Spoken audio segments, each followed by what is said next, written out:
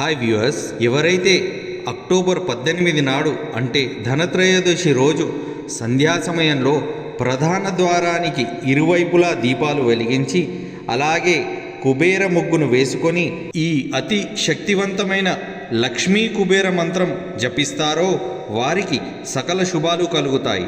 ఈ మంత్రం సంపద మరియు విజయాన్ని అనుగ్రహిస్తుంది మరియు జీవిత సౌకర్యాలను పొందడంలో సహాయపడుతుంది. ఓం హ్రీం శ్రీం క్రీం శ్రీం కుబేరాయ అష్టలక్ష్మి మమ గృహధనం పురయ పురయ నమః. ఓం హ్రీం శ్రీం క్రీం శ్రీం కుబేరాయ అష్టలక్ష్మి మమ గృహధనం పురయ పురయ నమః.